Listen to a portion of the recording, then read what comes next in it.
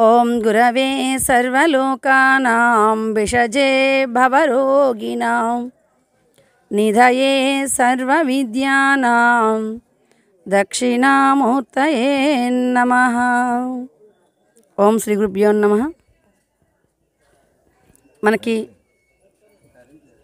భాగవత సమయంలో ఒక మాట అంటారు. ఎవరని అంటే,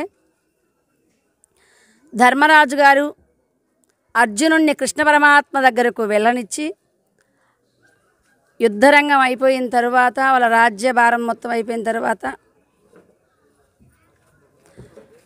ఇక్కడకు వచ్చినటువంటి సమయంలో, అర్జున, మన బావగారైన కృష్ణ పరమాత్మ బాగున్నారా అని అడుగుతాడు.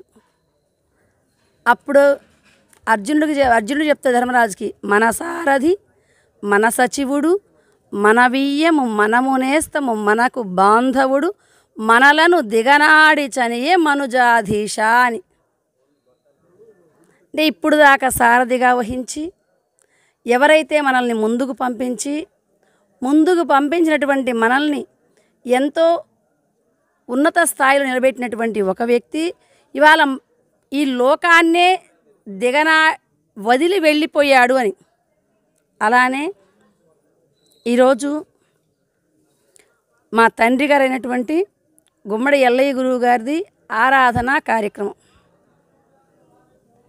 లోకంలో జనాలు చాలామంది వస్తూ ఉంటారు, పోతూ ఉంటారు. కానీ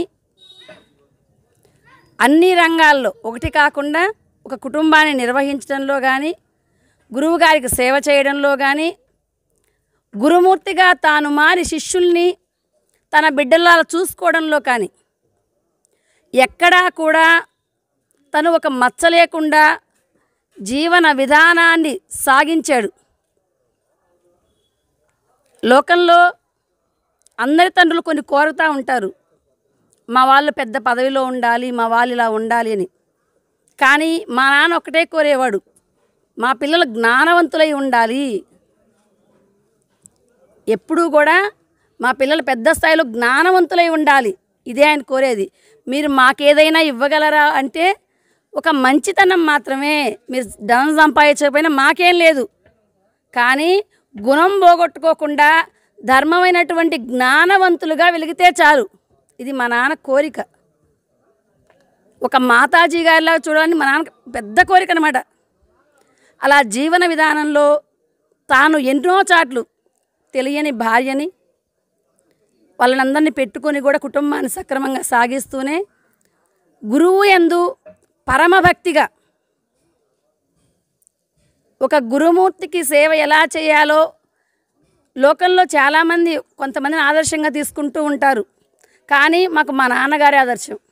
ఆయన ఎంతోమంది గురువుల్ని తీసుకురావడం, వచ్చిన గురువులకి స్థాన, అంగ, భావ, ఆత్మ శుశ్రూషలు నాలుగింటిని తాను చేసి, తాను చెయ్యటమే కాకుండా మాతోటి కూడా చేపించి, మాతోనే కాదు ఇక్కడికి ఎవరైతే వస్తూ ఉంటారో వారందరికీ, అమ్మాయి గురువు గారికి సేవ చేస్తే మంచిది, చేయండి.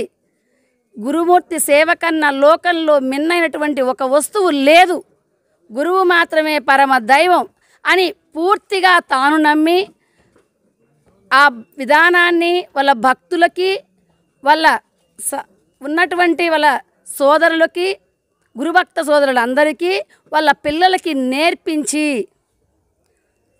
ఒక గురుమార్గంగా చాతుర్మాస్య దీక్షలు అనేటువంటి వాటిని 21 సంవత్సరాలు నడిపించి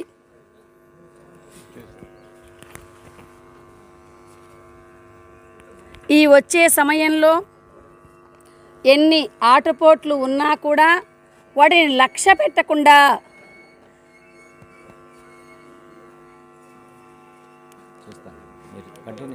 తన జీవనాన్ని సాగించినటువంటి మహోన్నతుడు మా ఎల్లయ్య స్వామి గారు. ఎక్కడైనా సరే అందరూ గురుబిడ్లు అనేటువంటి వారిని సొంత కుటుంబంగా చూసుకునేటువంటి వాళ్ళు చాలా తక్కువగా ఉంటారేమో, కానీ మా నాన్నగారు ఏ ఇంటికి పోయినా సరే ఆ ఇంట్లో మా పిల్లలే. ప్రతి ఇంట్లో పూర్తి స్వతంత్రం. వాళ్ళ కుటుంబంలో వ్యవహారాలు కావచ్చు, మామూలుగా కావచ్చు, అన్నిటి గురించి ఒక తండ్రిలాగా, ఒక పెద్దలాగా అందరికీ చెప్పి ఎన్నో కుటుంబాల్ని మార్చినటువంటి మహోన్నత వ్యక్తి. ఎంతోమందికి ఆధ్యాత్మిక జ్ఞాన మన సారథి అంటే ముందుగా ఉండి ఇది మంచి, ఇది చెడు, ఇది చేయొచ్చు, ఇది చేయకూడదని అందరికీ మార్గదర్శకులై నిలిచినటువంటి మహోన్నత వ్యక్తి. అందరి లోపల మళ్ళీ ఏదో నేను కదా గురువు గారిని, నేను స్టేజీ ఎక్కుతాను, నా కాడికి అందరు రాకూడదు, ఆ ఫీల్ ఉండదు ఎక్కడికి పోయినా. మన సచివుడు మనకి ఎలాగైతే ఒక బంధువులాగా, ఒక నేస్తంలాగా ఉంటాడో అందరినీ కూడా అలానే కలుపుకుంటూ తన పిల్లల్ని కానీ తన గురుభక్తుల్ని కానీ ఒకే విధానంగా చూసుకుంటూ లోకంలో తాను ఉన్నంతసేపు దైవ కార్యం ఒక్కటే ప్రథమ లక్ష్యంగా పెట్టుకొని, మా మామయ్య చనిపోతే కూడా అన్నారు గురుకార్యం ఆగుతుందా అంటే ఆగదు, మనం చచ్చినా కూడా దైవ కార్యాలు ఆగకూడదు అని ఎన్నో విధాలుగా బోధ చేసి దైవం గొప్పవాడు, అటువంటి దైవ కార్యాల్లో నిమగ్నం అవడం మన జీవిత పరమావధిని తానే ఒక మార్గదర్శిగా ఎవరినైనా సరే మేము ఆదర్శంగా తీసుకుంటామని అంటే ఎక్కువగా మా నాన్నే తాను సాధన చేస్తూ, మళ్ళీ సాధన చేయకుండా కాదు, రోజు పరమార్థ విద్యలో సాధన చేసుకుంటూ తాను ఒంటికి ఎంత ఇబ్బంది వచ్చినా కానీ కార్యాలు ఆపుకోకుండా ఆ కార్య విధానంలో నడిచినటువంటి మహోన్నత వ్యక్తి మా నాన్నగారు. అటువంటి తండ్రి గర్భాన పుట్టడం మా పూర్వజన్మ అదృష్టం. నేను చాలాసార్లు అనుకుంటాను, శుచీనాం శ్రీమతాంగేహే యోగ భ్రష్టో అభిజాయతే.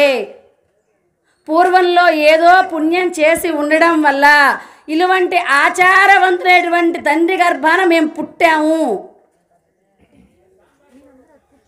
లోకంలో ఏదైనా ఆయన కోరుకున్నాడు అంటే ఆధ్యాత్మిక కార్యాల్లో ఉన్నత స్థాయిలో మీరు ఉండాలనే తప్ప ఇదిగా ఉండాలి అసలు ఆయన భావంలో ఉండదు. అలాంటి కోరుకున్నటువంటి మా నాన్నగారికి మాకు వీళ్ళనంత వరకు ఆయన కోరుకున్నటువంటి ఆధ్యాత్మిక కార్యాలను అందించడమే ఒక లక్ష్యంగా చేసుకొని బ్రతకాలని, ఆయన కోరికని నిర్వర్తించాలని కోరుకుంటూ ఓం తత్సత్. అందరికీ జై గురు. మరిన్ని ఆధ్యాత్మిక రహస్యాల కోసం అచల బోధ, ఆత్మబోధ, భగవద్గీత, అలాగే పండుగల్లో దాగిన అర్థాలు, అంతరార్థాల కోసం మరియు యోగము, ధ్యానము మొదలైన అనేక ఆధ్యాత్మిక తెలుగు ప్రవచనాల కోసం క్రింద ఉన్నటువంటి రెడ్ కలర్ సబ్స్క్రైబ్ బటన్ను క్లిక్ చేయండి. అలాగే ప్రక్కనే ఉన్నటువంటి గంట సింబల్ను నొక్కండి. అలాగే ఈ వీడియో మీకు నచ్చినట్లయితే లైక్ చేయండి మరియు షేర్ చేయండి. జై గురు.